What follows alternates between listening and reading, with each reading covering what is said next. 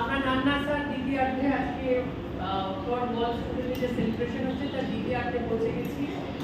দ্বিতীয়ার্ধে আমাদের লাঞ্চের পর যেটা আমরা দেখবো নৈহাটি নান্নাফেরি একটি নিবেদনের নাটক দ্য লিটল স্প্যারো নিরুপমার কিচিরমিচির। নাটক রচনায় অনামিকা ভট্টাচার্য, নির্দেশনায় দীপ ভৌমিক, আবহবিন্যাস দীপেন্দু ভদ্র, অঙ্গবিন্যাস প্রীতম সাহা, পোশাক পরিকল্পনা অম্বালিকা অধিকারী, মুখ্য উপদেষ্টা অপরাজিতা সাহা ও অংশগ্রহণে আধিপত্য বিবেকানন্দ আশ্রমের আবাসিক এছাড়া মঞ্চ আলো নির্দেশনা নিপুণী ও আর্থিক সহায়তায় সঙ্গীত নাটক একাডেমি। আমরা বিশেষভাবে ধন্যবাদ জানাই সঙ্গীত নাটক একাডেমি। আপনারা দেখছেন নাটক দ্য লিটল স্প্যারো নিরুপমার কিচিরমিচির। প্লিজ আপনাদের মোবাইল ফোনগুলো সুইচ অফ করুন। ধন্যবাদ।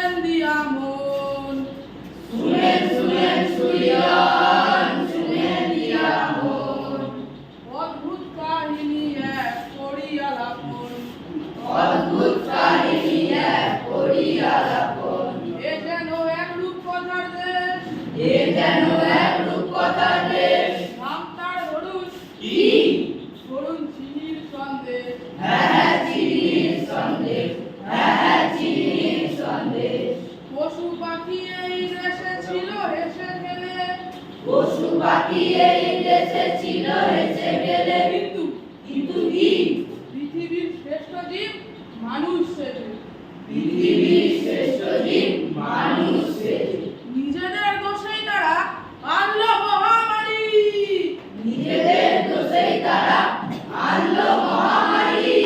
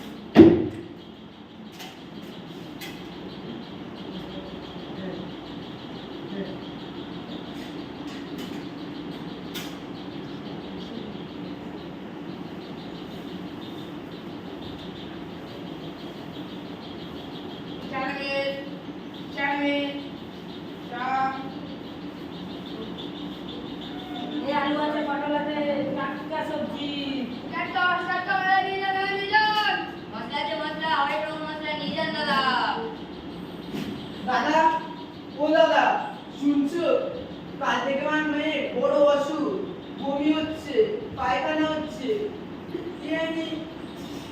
কি হয়েছে? কালকে তুমি আর মাঠে আসতে পারবো না গো। মাঠে না এলে খাবি কি?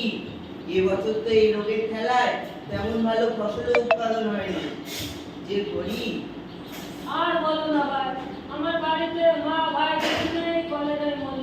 আমার বউটা 4 দিন ধরে জ্বর, কমছে না তো, জানি না কি হবে। আমার বাড়িতে মহামারী গেছে, রোগের বিস্তার হচ্ছে। কেন হয় তুমি বাজারে আসছো? লোককে ছুটিয়ে যাবে। না এলে খাবো কি? আরে ভাই শিগগিরই চলো, আমার ছেলে মনে আজকে মরেই গেল। আজ 5 দিন ধরে কলেরায় ভুগছে, কাউকে পাচ্ছিও না। এরপর দিন আমাদের চলো হসপিটালে। এই সাত সকালে দোকানদারি ছেড়ে বাজারে যা অবস্থা, 10 পয়সা বিক্রি নেই। কিন্তু না গেলেও তো নয়। চলো ভাই, চলো দেখে আসি। হ্যাঁ, চলো চলো চলো।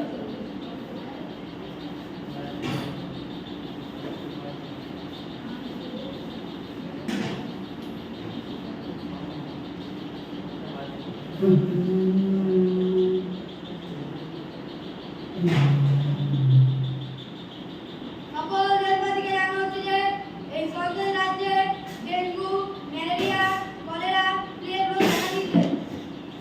ভয়ঙ্কর মহামারী দেখা দিচ্ছে। তাই রাজ্যবাসীকে সতর্কতা থাকার জন্য জানানো যাচ্ছে। এদেশে মহামারীটা ভরে গেছে। কলেরা, প্লেগ, ডেঙ্গু সবাই হচ্ছে, কিন্তু তাদের কোনো অর্থ নেই। বুঝলে? এদেশের মহামন্ত্রী অঙ্গম চং যার নাম করে ফেললেন তিনি হঠাৎ একটা কাম। এদেশের মহামন্ত্রী অঙ্গম চং যার নাম করে ফেললেন তিনি হঠাৎ একটা কাম। প্রেস মিডিয়া ডেকে তিনি বললেন কথা কি যে, প্রেস মিডিয়া ডেকে তিনি বললেন কথা কি যে, ও ভদ্র মহোদয় ও মহিলাগণ, আপনারাই শুনে নিন নিজে, আপনারাই শুনে নিন নিজে, আপনারাই শুনে নিন নিজে। দেশে যত মশা, মাছি, ইঁদুর যারা ডেঙ্গু, ম্যালেরিয়া, প্লেগ ছড়াচ্ছে, তাদের ধরে মেরে গোড়া থেকে নির্মূল করে দিতে হবে।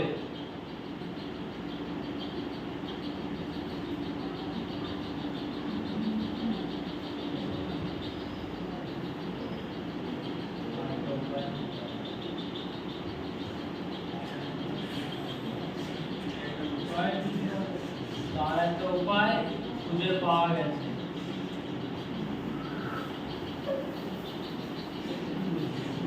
খুঁজে পাওয়া গেল কি এক যে উপায়, খুঁজে পাওয়া গেল কি এক যে উপায়, উপায় শুনে পশু পাখি করে হায় হায়, উপায় শুনে পশু পাখি করে হায় হায়।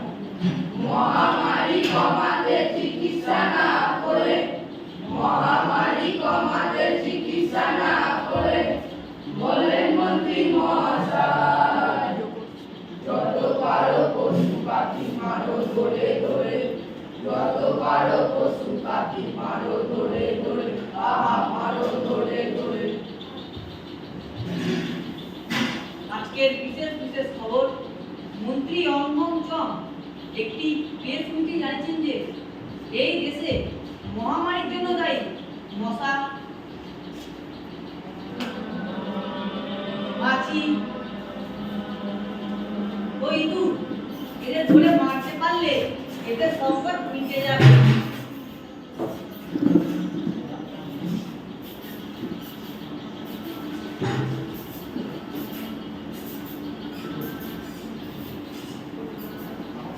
এই দেশে যত মশা, মাছি, ইঁদুর যা ডেঙ্গু, ম্যালেরিয়া, প্লেগ ছড়াচ্ছে, তাদের ধরে মেরে গোড়া থেকে নির্মূল করে দিতে হবে।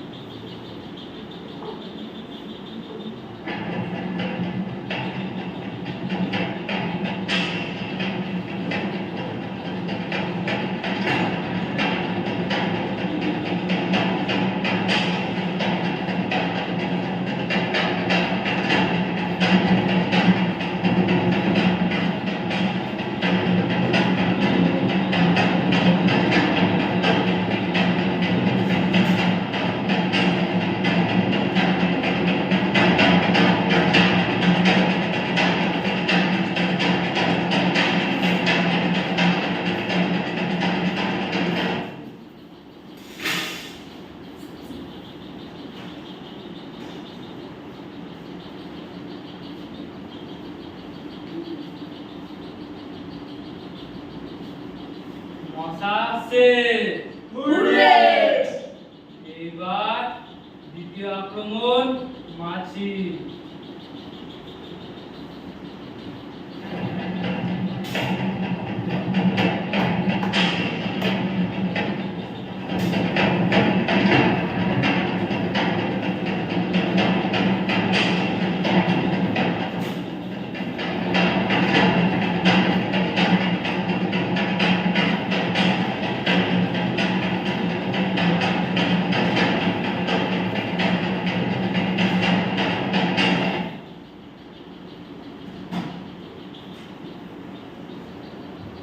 মাছি সে। হুররে! এবার তৃতীয় আক্রমণ ইঁদুর।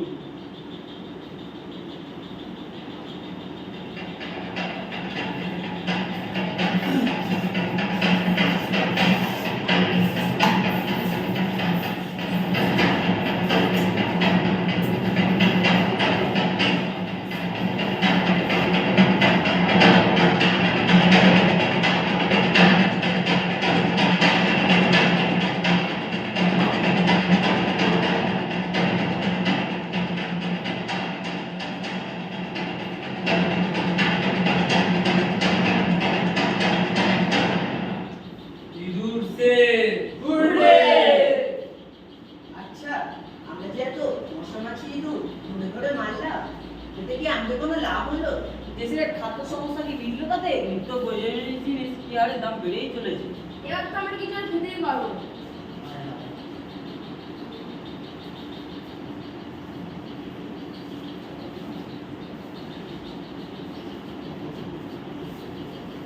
হলো না, কোনো লাভ হলো না। দেশে তো খাদ্য সংকট কিছুই মিটলো না রে। দেশে তো খাদ্য সংকট কিছুই মিটলো না। বেড়ে গেল রোগ শোক, বেড়ে গেল রোগ শোক, আর বাড়লো হানাহানি। বেড়ে গেল রোগ শোক, আর বাড়লো হানাহানি। মন্ত্রী রাজ্য মূল্য নিরীহ কিছু প্রাণী রে। মন্ত্রী রাজ্য মূল্য নিরীহ কিছু প্রাণী। হলো না, কোনো লাভ হলো না। দেশে তো খাদ্য সংকট কিছুই মিটলো না রে। দেশে তো খাদ্য সংকট কিছুই মিটলো না।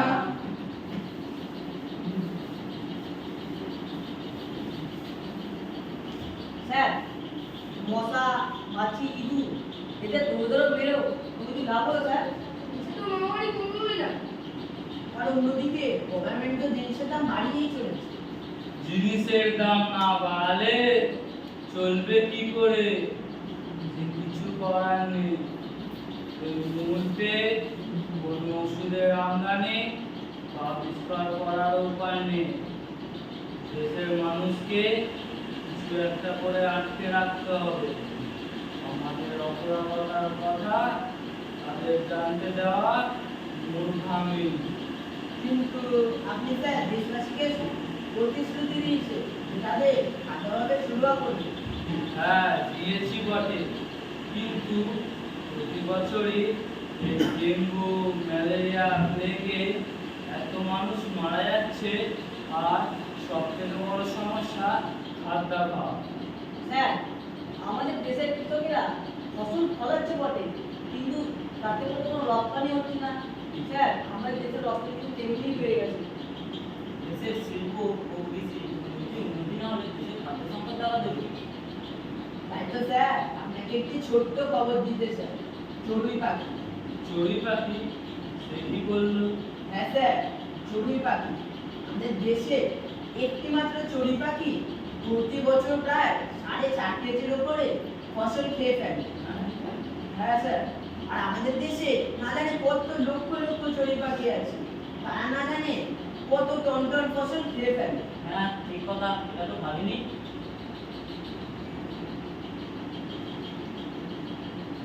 ইউরেকা! পেয়েছি পেয়েছি। শোনো, এত দারুণ আইডিয়া, প্রেস মিটকে ডেকে সকলকে জানিয়ে দাও। Yes, sir.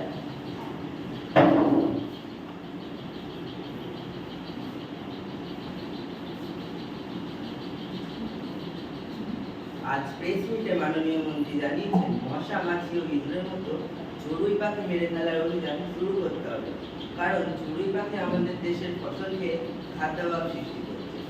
তাই চড়ুই পাখিকে যে যত বেশি মারতে পারবে তাকে সরকার থেকে পুরস্কৃত করা হবে। হ্যাঁ, আপনারা ঠিকই শুনছেন, তাকে সরকার থেকে পুরস্কৃত করা হবে।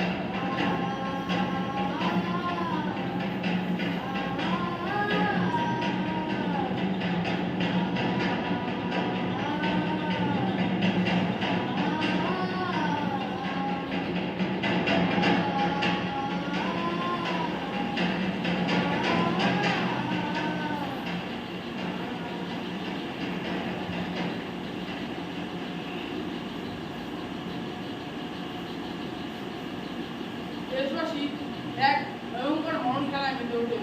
শিশু থেকে বৃদ্ধ সকলেই মাঠ রেখে এই চারপাশি জীবকে, কিন্তু চড়ুই পাখি মারা মানুষের পেশা হয়ে ওঠে, কারণ মশা মাছি ইঁদুরের মতো এরা লুকে রাখতে পারে না। তাই এদেরকে মেরে মানুষ নৃশংস আনন্দ করতে থাকে, যা পরিস্থিতিও থাকে না।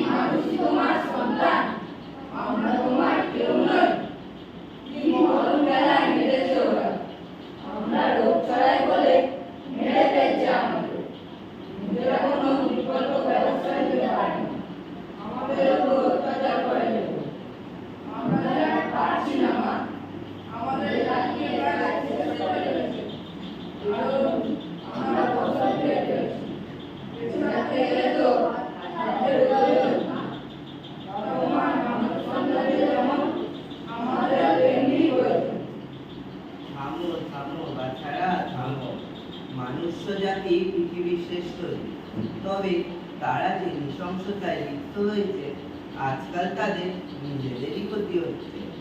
তারা জানে না এই ভুলের মাসুল তাদেরকেই ভুলতে হবে। কিভাবে? আমি পঙ্গপালের দলকে পাঠাবো সন্দেশ নাগরিক। সেই সামান্যতম ফসল খেয়ে ফেলার অপরাধে তারা তোমাদের এই নির্মমভাবে হত্যা করেছে তার প্রতিশোধ নিতে। আর আমার বুকে কোনো কিছুই কারণ ছাড়া সৃষ্টি হয়নি, তোমরাও তাই। আমি প্রকৃতি, আমার নিয়মের বিরুদ্ধে গেলে শাস্তি তো পেতেই হবে, তাই ওরাও শাস্তি পাবে। ব্যাঙ পোকামাকড় খেয়ে তার জীবন ধারণ করে, ব্যাঙকে খায় সাপ, সাপকে খায় ইগল। এইভাবেই তো তৈরি হয় খাদ্য শৃঙ্খল।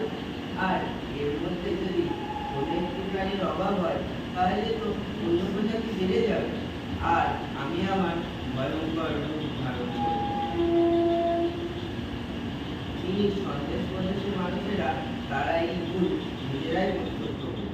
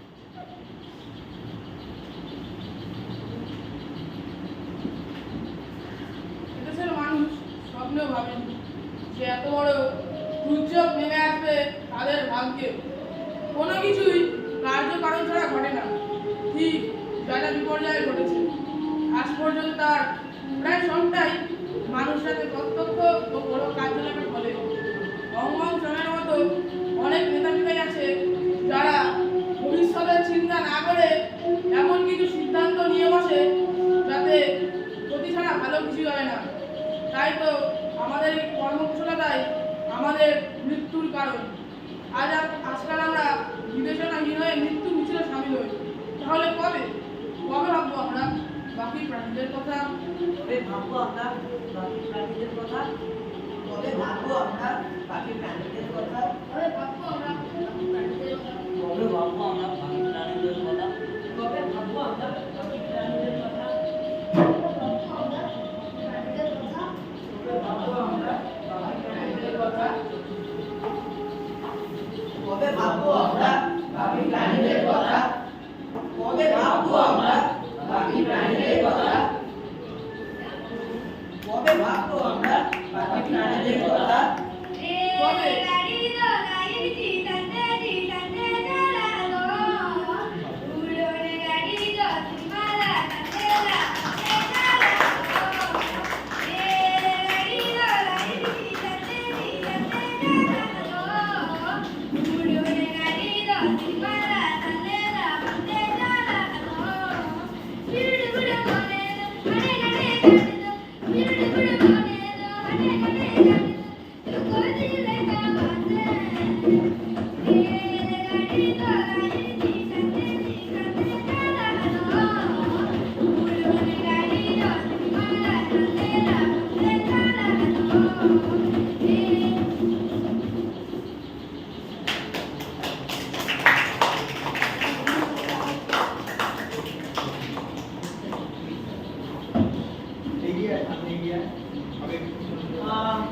আমি অনুরোধ করবো আমাদের নির্দেশককে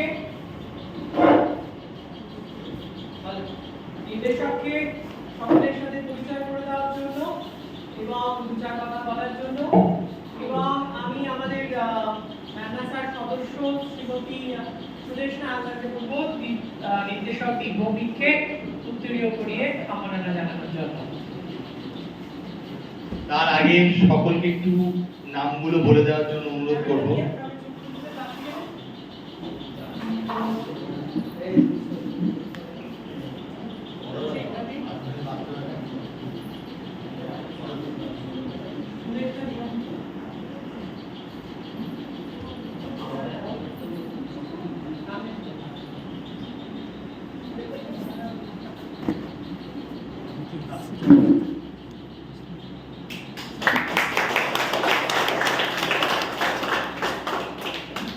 আগে এক এক করে তোরা ওখান থেকে নামগুলো জোরে বলে দে। সংগ্রাম মজুমদার, বিজয় দাস, শুভ রাও, বিশ্ববাদ, অয়ন পাল, সুভাজিৎ মালিক, লক্ষ্মীকান্ত মুর্মু, সুপ্রদীপ ঠাকুর, রাহুল সোরেন, সৃজন বিস্কুট, রোহিত সোরেন, শান্তনু মার্টি, রবীন্দ্র রাও, সত্যনারায়ণ বর্মন, সুপল দুল্ল, এই নাটকটায় এটি মূলত কর্মশালা ভিত্তিক প্রযোজনা। এই নাটকে কর্মশালা যারা করেছেন দেবব্রত ঘোষ, সুপদ ঘোষ এবং প্রীতম সাহা, আমি তাদের তিনজনের কাছে কৃতজ্ঞ। তারা আমাকে সহযোগিতা করেছে। আমরা এই নাটকের আর্থিক সহায়তা পেয়েছি সঙ্গীত নাটক একাডেমির কাছ থেকে। আমরা আন্তরিকভাবে ধন্যবাদ জানাই নৈহাটি নানভাষার পক্ষ থেকে সঙ্গীত নাটক একাডেমিকে। আর বিশেষ কিছু বলার নেই, নাটকটি আজকে প্রথম অভিনয় হলো সেই অর্থে। তো ওরা পরবর্তী এই নাটকের অভিনয় হবে 26শে নভেম্বর নৈহাটি ঐকতান মঞ্চে। আমি এটাই অনুরোধ করবো আপনারা সকলে নৈহাটি ঐকতান মঞ্চে আসবেন, আমাদের এই নাটকটি দেখবেন। আর ওরা প্রায় বলতে গেলে খাওয়া দাওয়া করে একটু চোখে ঘুম চলে এসেছে, তার জন্য আরেকটু এনার্জিটা লো ছিল। আশা করছি পরের শোতে আরো ভালো হবে তো? ধন্যবাদ। আর বিশেষ ধন্যবাদ আদি সপ্তগ্রাম বিবেকানন্দ আশ্রমকে আমাদেরকে এই সুযোগ করে দেওয়ার জন্য। আর কিছু আমার বলার নেই। এবার আমাদের পরেই আমাদের যে বসে আঁকো প্রতিযোগিতা হয়েছে তার সাথে বসে আঁকো প্রতিযোগিতা হয়েছিল, তার ফলাফল ঘোষণার বিষয় কিন্তু ভেতরের কাছে আর ফিরে আসছে না। দেখো তো